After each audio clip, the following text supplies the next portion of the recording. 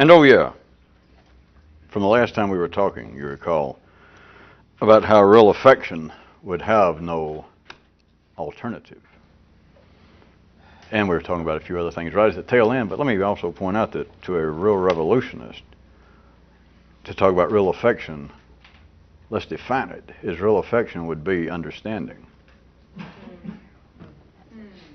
What else could such a subversive type, having no particular money or funds on the table in the ordinary game of life, what else could be his real affection? I'm not speaking in the primary sense of those things that make life down at the gravitational level fun, such as eating, having intimate contact with people of an interesting sexual persuasion, sleeping, running, falling, getting up, getting a refund on your tax. But other than that, the real affection would be understanding, which I was going to throw in as an intro that some of you might see. And of course, not just talk, remember from last time. Not talk, no matter what the ordinary level of your brainstem activity might say. Well, yes, talk, the investigation, all of my reading. Yes, I'm on the right track. I am after understanding. Not that. We're talking about beyond those two of men who are already wired up and need to be driven by the desire to act, and those driven by the desire to talk. That little small nano percentage of 1% of people who really want to understand, just to call it something compared to talk and act, that would be the real affection. And for that there is no substitute. Now we're completely wrapped up like little piggies in blankets. So, I was going to bring you into some of the Kyroots. I let him set them up tonight that I know is on everyone's hit or talk list. So we'll talk about it. Test for the continuingly confused.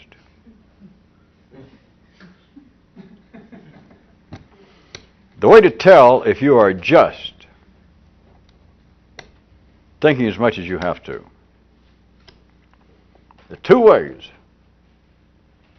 And anyone who followed the idea that we had talked about the methods of thinking more than you have to, and it should be obvious to anyone who can think at all. As soon as you hear that, you realize what a captious, what a viscid, what a flytrap, what a roach motel that is for your little brain. Because what can an ordinary person do? They can go, well, that's an interesting little verbal concept. And I'm glad I heard it because I think more than I have to. I always have. But all of you, to the best of my knowledge, have got a you. And you had it a long time before we ever ran across each other, and all you got to do is look in there.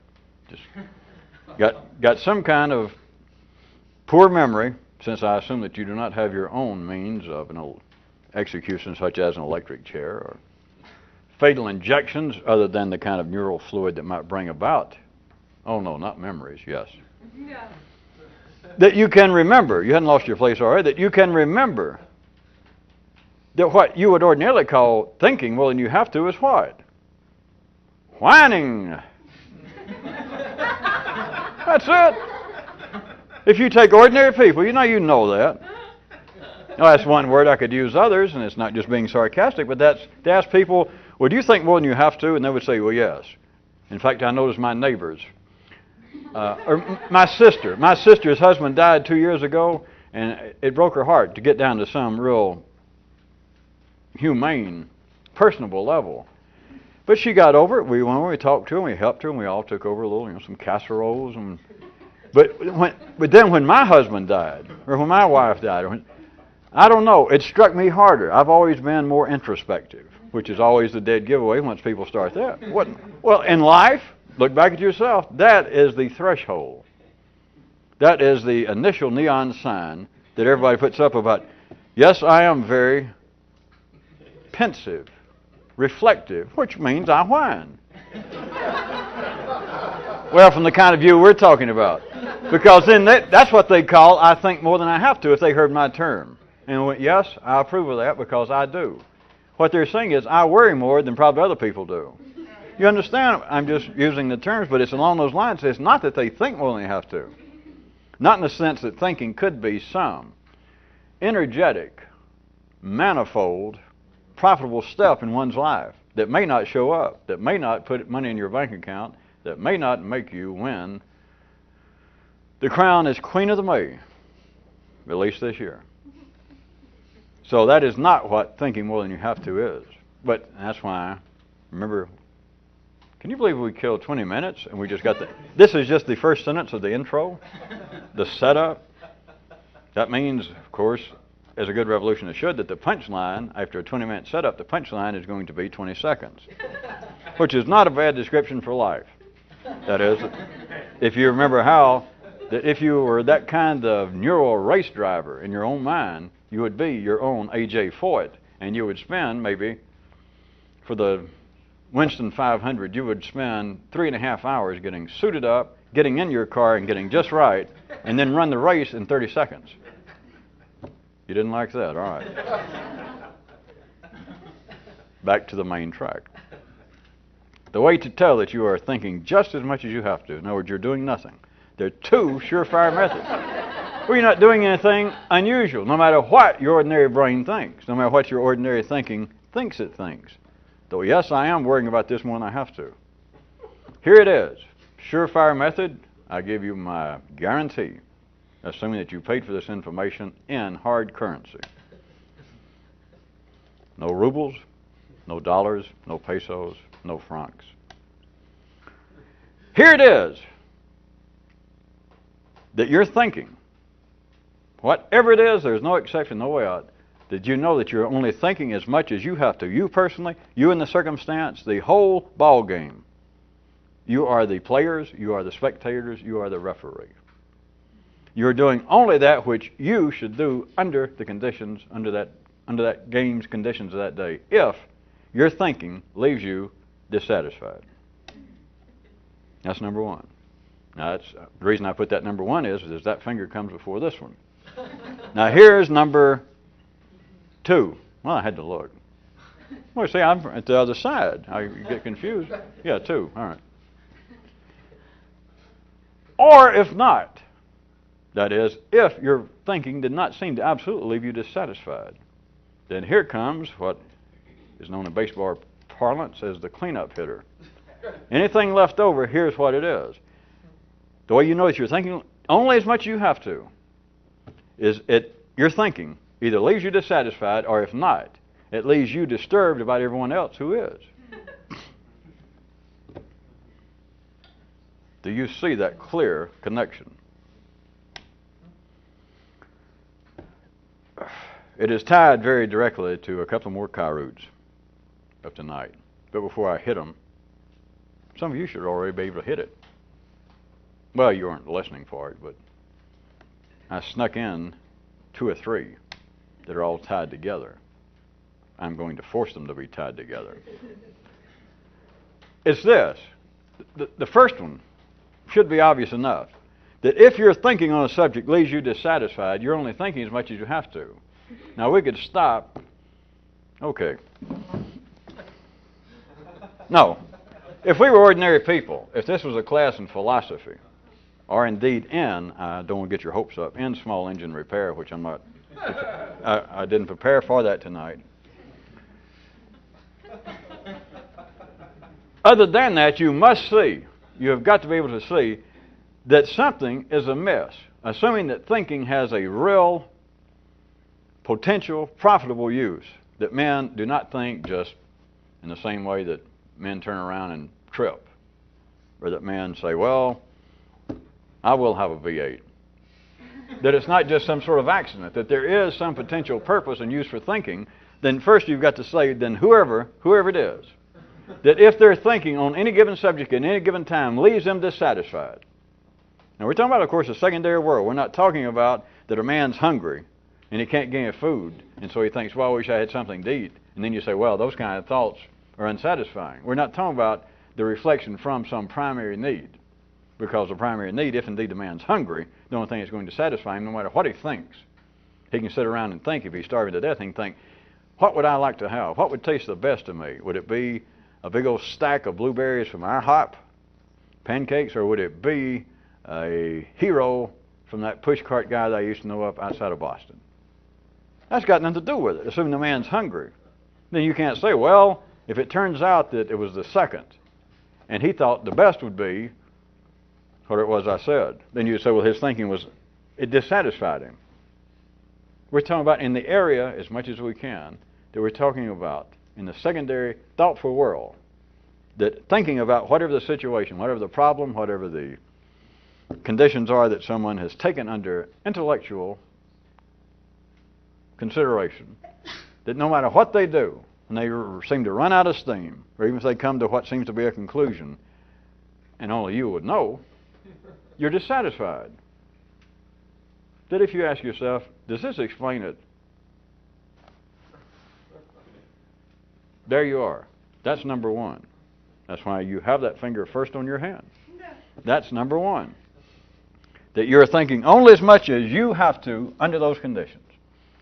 If your thinking leaves you dissatisfied. That would almost wrap up everything, but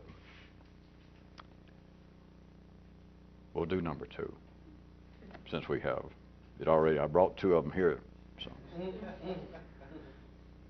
If you're thinking indeed, for, let us say, the sake of this discussion and these hand gestures, that if your thinking did not absolutely leave you dissatisfied, that what you thought about, if you ask yourself in a certain sang-froid, clinical, cold-blooded way, that does this, am I completely satisfied by what I'm thinking about this, by what seems to be my conclusions? And if you thought, well, no, I'm not all that dissatisfied. Not totally. I'll buy that. Not totally. Then here is the cleanup hitter. You're still only thinking as much as you have to, even if it seemed like you got past the first hurdle, you follow? That if I said, are you unsatisfied by your thoughts? And you went, well, I hear what you're saying, and I'm going to think about it. And then, let's say, in that semi-enlightened manner in which you are inclined to speak at times, you'd say, well, now I can't tell you that I am absolutely, thoroughly, totally, wholly convinced and absolutely certain of what I'm thinking and satisfied. But given the choice of being dissatisfied, described that way, or being satisfied, I can't say that I'm totally dissatisfied. You know, I think pretty good sometimes. Okay, let's take it. Let's say that you got past finger one. Then the question is, you're still thinking only as much as you have to if you're disturbed by the fact that others are. That is, that you are, let's just go ahead and say, relatively satisfied with your view, number one, with your thinking. But you are disturbed by anyone who does not hold the same view.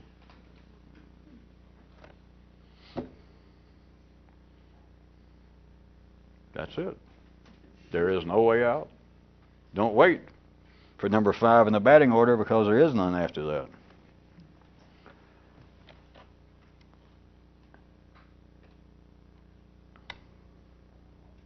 That almost should be plain and gaudy enough not to even have to discuss. It takes in every individual, it takes in every philosophy, every religion, every piece of common wisdom, every thought that has ever flashed through your Times Square sign. And you took that as, yes, I'm thinking about that. What a thought. It's to realize, or to ask yourself the musical question, am I satisfied with this? And need I say, from a more advanced or revolutionist view, anything that's operating at the street level, anything that you're ordinarily thinking, you should know by now, you would just dismiss out of hand if you had to respond to it and say, well, I know I'm not going to be satisfied with it. I never have, because that's not the purpose of ordinary thought. But assuming that you still want to play part of the hopscotch of city life, it's if you could ask yourself, well, am I totally satisfied with what I'm thinking? And again, we'll give you credit for being in a certain way relatively magnanimous, broad-minded in your thinking. And you might say, well, maybe I am not totally satisfied in my thoughts. After all, who is? But I cannot say that I'm totally dissatisfied. So. But then the second one gets everybody. It gets every attitude that every group of people, every institutional attitude, every nationalistic, every racial, every life attitude that comes out through man, if indeed And I don't mean to be fleeing when I say relatively satisfied or at least not totally dissatisfied. Let's say this is possible, which it's not, because it would be pathological. But let's say we had a person thinking at the ordinary level and was thinking about whatever the subject was. The nature of war, the nature of peace, the nature of relationships between humans. And let's say that a person was thinking along a certain line and they came to some conclusion. And I said, all right, we're discussing the possibility, as I call it, of thinking more than you have to as opposed to thinking just as much you have to. And I propose that everybody ordinarily just thinks as much as they have to. And the person says, well, tell me more. And I say that number one, the way you can tell is that you are dissatisfied with your thinking. And let's say that we find somebody, which is not possible, as I said, it would be suicidal to life and to the thinking mechanism of man. But let us say that we had a person, so that you don't think I'm playing with words, the person said, all right, in this way, something that interests me, where it was the nature of life, good and evil, I am satisfied with what I'm thinking about this. I've studied it, I've read about it, I've pondered on it, but I am satisfied. I am satisfied. I know that I am on it. Okay, so number one, he has really got covered. And now I say, all right, am I to take it, I don't mean to be sarcastic, but is this the whole world's attitude? And he'd say, well, certainly not. It took me a long time to distill this myself. I had to go through other attitudes and et cetera. And if I said, all right, so there are people who hold attitudes that are somewhat at variance to yours. Oh, there are people that have attitudes that are antipodal to mine. And I say, well, does that bother you at all? And I say that he's really a good old intellectual person, not given to much passion. And I say, now come on, keep being truthful. If he could, what would he say? If he was the least passionate person in the city, he would still say, well, I don't feel like starting some sort of pogrom against people of the wrong attitude. But you asking me, does it bother me? Yes. It bothers me to see people in the dark. People misled intellectually. People still confused. Yes, it does bother me as a right-thinking human. Charlie. Fred. Elmer. Of course, I'm wasting my time because that probably wasn't their name, but even if it was, they go, yeah. Because what can you say to your ordinary intelligence after that? Of course, we can say this, that they're only thinking as much as they have to. That even if you were satisfied with what you were thinking, which would be a form of suicide, it would be a form of fanaticism, it would be a grounding out of energy at the ordinary level to say, all right, there is one place where I think and I am satisfied. Okay. The cleanup, though, because it's the nature of energy. It's not the nature of human life. It's not the nature of attitudes or thinking. It's the nature of energy, of polarized energy running a three-dimensional world. If they could do that yes, I am satisfied. Now, I know the people, they normally, if they have any public significance, they are fanatics. They're known as maniacs, dangerous people, which it is dangerous in a sense. Not for the reasons socially and politically and et cetera that it's normally, historically conceived to be. But if they were satisfied that I am not dissatisfied, as you put it, I am satisfied with what I think on this area, I am right. I understand it. All right, number two then, are you at all dissatisfied that there are people who do not hold this view? All right, who do not hold this correct view, to make them happy. Well, yes, I'm dissatisfied. Well, you might as well crank up and leave. That is, you might as well leave that yourself because you're not going anywhere with that. They're going to say, well, you want to dance? And you got no choice. How about from another Kyrootian view of the evening? The one that said that if there was such a thing as people talk about as the truth, that there actually was. You all thought it. People still talk about it. The truth. There was this thing somewhere, this creature, this entity, this piece of knowledge, the truth. If there was such a thing, and you, at least you generically or personally, according to how many groceries you got in your bag tonight, if, let us say that you did see this, that it does exist, the truth somewhere, either in a book or it just exists, and through whatever methods, you saw it.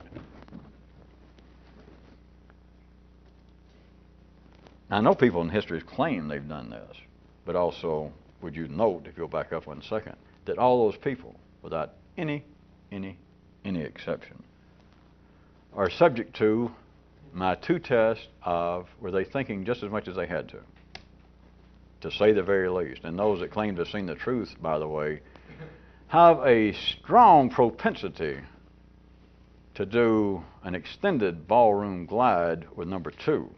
No. That is, to be disturbed about those who do not see it. But here's what would happen. Let's play, we've left paragraph 1 again. But just back to this, and let's take it apparently separately for a second. That if there was the truth, not making fun of it, just like people believe, they believe it within a religious context, that Christians believe, the Jews and Hindus, and then mystical people here and there, and then all sorts of people. But institutionally, you know that there's the idea throughout this planet, throughout history, that there is the truth somewhere. So let's say there is. And let's say that you saw it. If this happened, not because I say so, I'm using their own rules, which I always do. I'm just that kind of guy. Thanks to you people's help. When I first arrived on this planet, in this city, sometimes I didn't see it, but now I use their rules. So it's not me. I'm using their basic rules, not playing with them at all. If this happened, by their own descriptions, I'm taking them a conglomerate of all the truths. They don't vary that much. If you saw it, 2 things would inevitably follow by their definitions, by their descriptions. One is, let's say that you saw it. You know what used to be called a moment of enlightenment. Some spate of human consciousness floored you at one time. You went into some supernatural, transcendental state where you saw the truth. 2 things by their own, which is street level movement of intellectual energy. 2 things would follow. One is you wouldn't care whether anybody else saw it or not. If you want a real quick aside, if I have to do it, if you think that this occurs, then how do you explain where the section is in the Dewey Decimal System, right up there before philosophy? Which I'm surprised academic philosophy has never raised hell about that. That you got all the shelves and shelves, the last time I was in the library, of I saw a UFO, I married a UFO, UFOs tried to marry me, I am a UFO. And then right after that, you suddenly look down at Spinoza and Kant. There may be some justice there. Who are we to say? At any rate, I was going to say, if there was some validity, which there is, on their own basis, that if you saw the truth and it existed, then you wouldn't care whether anybody else did. Now, I was just going to suggest kind of parenthetically already that something's a little amiss, that you have, I bet it's way over 20 or 30 books now written about people that claim they saw the truth. I mean, given the whole history of man, last 5,000 or 6,000 years, I bet there's over 50 by now, of books of people who saw the truth. Did they care whether anybody saw it or not? Well, you betcha. But they were just trying to help. That would be number 1. We're back to this. Is you would not care whether anybody else saw it or not. But number 2, which is a cleanup hitter in this paragraph. Number 2 is you wouldn't care whether anybody else believed that you had or not. That is assuming, back again, that there is such a thing as the truth and that you saw it. We're going to assume then you wouldn't be dumb enough to tell anybody anyway, now would you? Well, wait a minute. We're back to those real nice books in the library. Yeah, I know. People got to read something, or they used to. They still have libraries.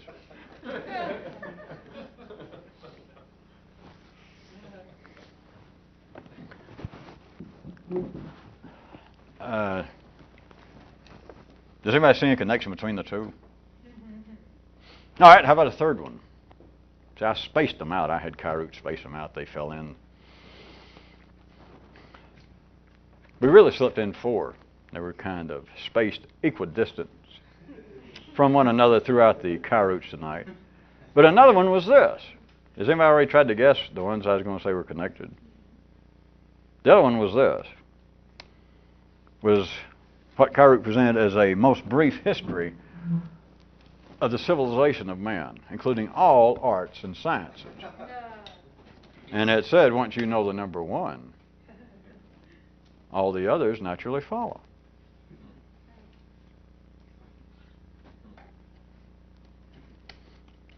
Well, how about this? Once you buy into a system, even a numerical system, once you buy into a system, the inevitable becomes inevitable. That's why it is a system. That is why it is there. That is why you will buy into it. I'm not buying into anybody's system. Do I have to do the obvious? You mean no one's system? No. Once I was a Baptist or once I was a Protestant, and I wouldn't buy into the Catholic system. Now I wouldn't buy into Protestant. Now I won't buy into anybody's system. Aha. You know that one, don't you? And then that guy will give you a card and ask if you'd like to join the Atheist Society. Yeah, but then he might get even more insightful, and later he tells you see him and you say, I'm sorry I never got to any of those meetings to that system. I wasn't in a system, but anyway, I went beyond that. I'm now an agnostic. Here, there's a group of us, we had this little... Once you know the number one, you don't need to know anything else. They all naturally follow. Naturally.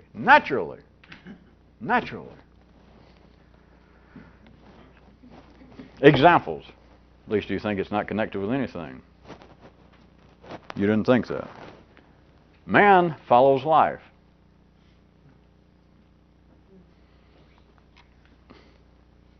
The secondary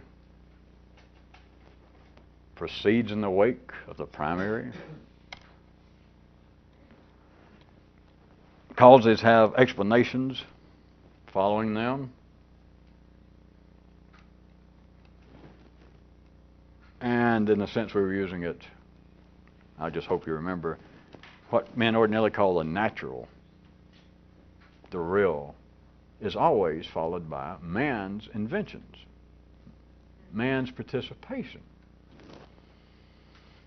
There was a Kyroot, in fact, 1 or 2 nights ago that sort of got out of place. Do you remember that the old man told a kid that he could look upon the progression, the evolution of man's civilization, which is, of course, this, not the artifacts. It appears to be the culture and society, but it's this. He said it was like this. Or he said you could look at it like this. That once everything was, you want to do this? All right, let's everybody do this. Once everything was real.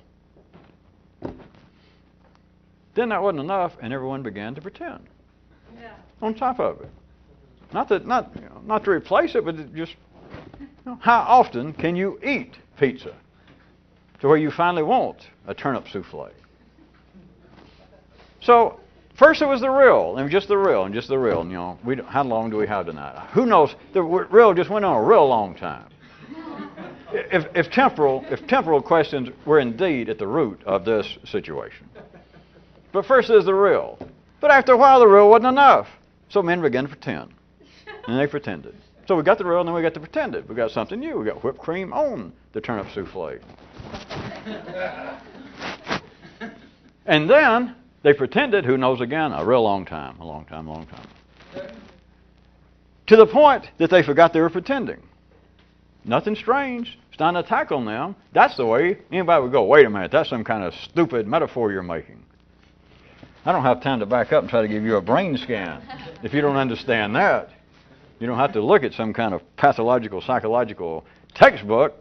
You know, if you know anything, that what ordinary people call pretend, we use their words, if you pretend enough, and somebody says, hey, are you still pretending so-and-so? What pretending?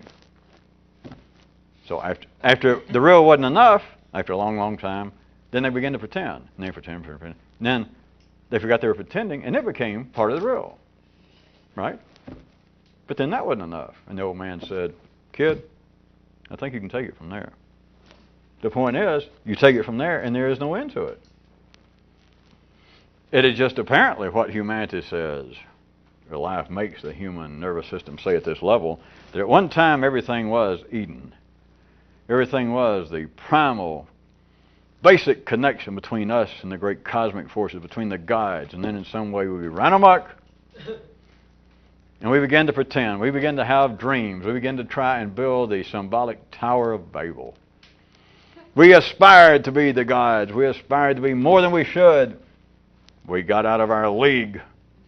We got, as a psychologist and sociologist at the University of Mississippi say, we began to put on ours. And that is what's been our downfall, when of course it's not. That is what has been our upfall. If we hadn't begun to, in their way of looking at it, if we had not begun to pretend, we'd all still be living down in the mire with the mussels and the oysters. No offense to them, but we would all be, according to the Darwinian ideas of evolution, we would all still be living in the swamps, if not Mississippi in particular.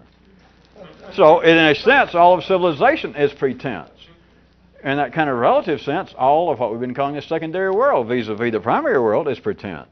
Love compared to sex is pretense. Not worse or better in some ordinary way that we could discuss. Dining is pretending eating. It's a pretense of eating. Living in a mansion that you've got to pay mortgages and work 3 jobs as opposed to wrapping yourself up in a garbage bag you got free and sleeping under a bridge. Same, you can stay warm and you can get your stereo in there with you. You can look upon all of civilization in no negative sense, but you can look at it, I want you to see, as being a kind of pretense to that which would be man in toto, individually and collectively, man without civilization. You'd call that the real, but who wants to do that? That's not the point. You can't go back and you shouldn't want to go back, and etc. But there is this continuing progression. So once you know the number one, the rest of them follow. You don't have to study anything else. I might suggest again, we've hit it several times, all the religions, Christianity, Judaism, all of you know the whole idea, but it's from other places. Right in the beginning it says that the gods, said, boom, or no, it's bang. That's right, he didn't say that. It was Hubble. Was it Hubble? Hoyle. See the guy that made the cosmic discoveries, or he's got invented cards? At any rate, you know that supposedly God put out the Word. That first there was the Word, and from that everything else flowed. And the Hindus have their own story. Buddha talked about something similar to it. And all it is, we've been through it in other ways, it's like having the first word in the dictionary. It's like having the first energy get above the hypothalamus and get up into your little brain, and it went, wow! Maybe that was the first word, I don't know. And after a while, once you had wow, the rest of it was easy. After a while came anti-disestablishmentarianism, smoke can, tin can, trash can. But you had to have the first word. It was like the gods or the great old Michelangelo. You remember the finger of big old God up there floating around and touching Adam. It's like you've got to get the first one going. You have got to. The primary had its own version. But now we're speaking about intellectual man. This thing has to be ignited. There has to be the number one. And once you got the number one, the rest of it you couldn't stop if you wanted to. And you do understand this is not simply limited to mathematics. But once you've got the number one, once you accept that somebody says, hey, that's one, then if you went, I don't think I want to know more about numbers. You understand? It's like, well, I'm a little conscious in the ordinary sense, but I don't think I want to be conscious any more than I am now. Or here I am, I'm a little nipper. When do little nippers talk? Here I am, I'm a little nipper, and I can begin to talk, and I can begin to get around a little bit. And I can talk just too much to holler, gimme. And then you begin to talk just a little bit more to where you begin to get a proper resistance. And then you think, I don't believe I don't want to grow up anymore. You can't. You can't stop. Well, you can't stop without pathological results. There's a great old, was it John Locke told this? I believe it was either him or Hume. It was some little nipper, now I brought that up, that he was at least part of the court. One of the king's nephews or something, they were trying to instill some manners in the little kid. And it was like he would keep hollering, I want this, I want that. And they put some governess in charge of him to where he'd holler, he'd point at pudding and stuff and say, I want pudding. And finally the governess says, You didn't say at all, I want pudding what? And he said, now! I couldn't resist that. Well, I've always been a sucker for Locke's jokes. Of course, it's surprising that the man could keep his sense of humor after his wife turned into that pillar of salt or whatever.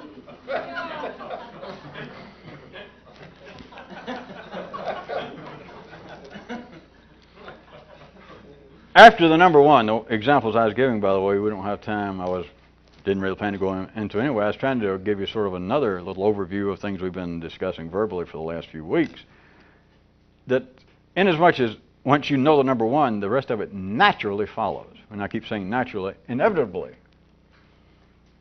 irresistibly follows was the little examples I gave of things we'd been talking about, such as once you have life, the man is going to follow, at least in these dimensions where we are.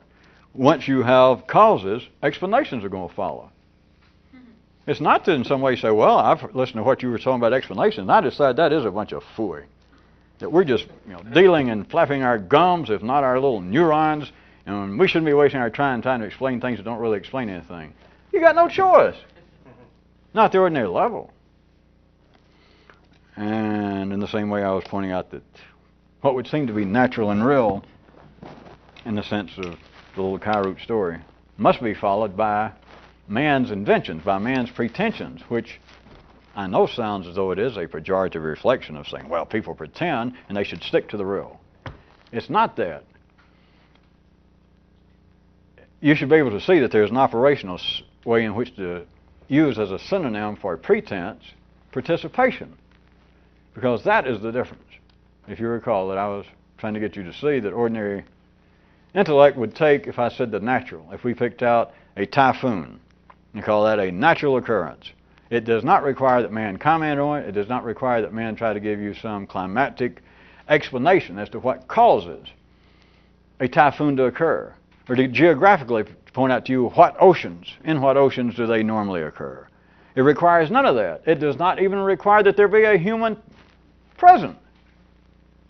But if we're going to have a weather forecast, a weather show, that, in a sense, is a pretense. It is an invention, but not in some negative way. It's on the basis that it now requires human participation, because a typhoon will just happen. Let's just assume that. If you turn on the news, and they're doing the news, and they give some little health update, and they give some sports, and then suddenly you see the anchor people go, my God, what's happening? And just it's a natural occurrence. Suddenly in the backdrop is this weather map. Just seems to kind of fall in, and this guy, a nice haircut, and good suit, and suddenly just drops down, and it's not a show. And they don't know what it is, and it's suddenly, instead of a typhoon that's hit the studio, it's a weather segment. And the guy says, hi, I'm Biff Barf, I'm your weatherman. I have the official 3-day forecast here for Cleveland. It is not, when I say pretense, it is human participation. So that which would seem to be real in the sense that humans do not have to participate, that will inevitably be followed by pretense, by human invention. If not, if we were talking about some area of the world, which one would we be talking about it? Some area of the universe even, of this universe, wherein there is going to be no intellectual life, then there is no pretension. There would be no participation by something that could affect, that could take that which would be normal, natural, that required no other participation other than whatever the conditions were that created a hurricane, a continuing some kind of gaseous storm on some planet. They're not going to have any thinking creatures there unless it is going to be followed, whatever the natural conditions are, unless it's going to be followed by, vis-a-vis, relatively speaking, unnatural conditions. That whatever's real there will be inevitably followed by pretense.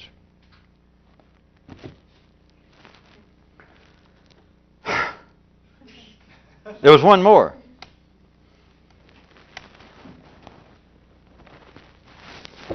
The Kyroot threw in toward the end, that conversely is how someone might tell if indeed you are thinking more than you have to, as opposed to only think as much as you should. If you're thinking more than you have to, we could do all kinds of things with this, but if you're thinking more than you have to, here is an operational definition. Then it's only you that can make you feel mad, guilty, or embarrassed. As I said, I could almost throw a dart at the yellow pages and whatever it hit, except perhaps small engine repairs, which I admitted I had not prepared for that tonight. But other than that, I could use almost anything. Believe it or not, I believe it. Okay. But this would seem to be an area that has some specific interest to many, many people on this planet. Yes, I feel mad. But I don't feel mad right now. I feel guilty. Well, I'm not real guilty, but God, I'm embarrassed. If you were thinking more than you have to, only you could make you feel mad, guilty, or embarrassed. It'd be only you that could make yourself feel mad in a private way. Because you could only be mad in the way that there is nowhere, no institution, no other person, no conditions on which to lay any blame for being mad. So you couldn't be mad. You couldn't feel guilty. You couldn't feel guilty on the basis that what people ordinarily call guilt from which it arises. You could not feel guilty simply by being alive. But you've got to remember the other Kyroot. You remember that they found when they were doing the spring rejuvenation and beautification of the sewer system and found that inscription down on the rock supporting City Hall. It says, "Ye shall know the facts and thereafter feel guilty." Or from then on. You could feel guilty simply by being alive.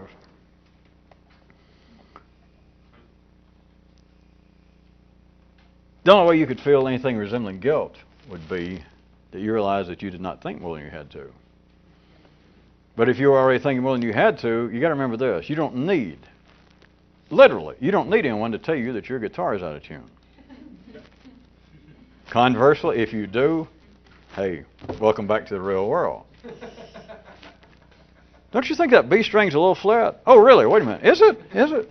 Hey, you don't need to ask you more questions. You don't, after that, you don't have to say, well, am I thinking more than I have to? Rest easy. Don't trouble your little brain any further. Or if somebody says, didn't you misspell a word in that book? You go, did I? Don't need to check. I mean, you can check if you want to, but in the book, but you don't have to check.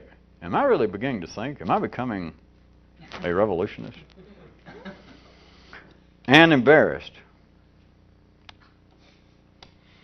Well, if no one else's thoughts could make you feel mad or guilty, what are you going to do with being embarrassed? I mean, how are we going to fit that in anyway? I mean, the closest we could talk about being embarrassed would just be to wrap up the whole schmear and say, well, yeah, I suddenly realized that I was getting mad. Because, I mean, I see what's going on, and the guy over here, I had a lot of faith in him, and he doesn't see it. Does that sound familiar? Wasn't it 55 minutes ago we were talking about some kind of crap similar to that? Maybe. I feel mad. I feel disturbed that other people cannot see the truth. Assuming that you do see the truth, which you don't, but if you did, I take it back. Let's assume you do.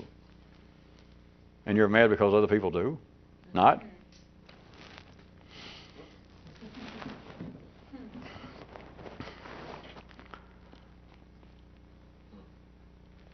All right, how about in toto to wrap it up, since there is no substitute, no real substitute, or no substitute for alternative to real affection for a revolutionist,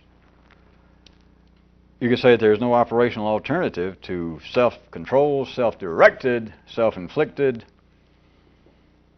non-conclusive, non-terminal, secret feelings of a transcendental form, whatever that means, of being mad, guilty, or embarrassed. But you got to remember, it's not based upon anyone else, and it's got to be secret, and it's got to be non-conclusive. So if any of you would like to figure out how you can feel non-conclusively mad, guilty, or embarrassed, but it had to come to some manifold sense of being supremely outside the hold of polarized energy of being embarrassed. And I will admit that internally somewhere that would just be too humiliating.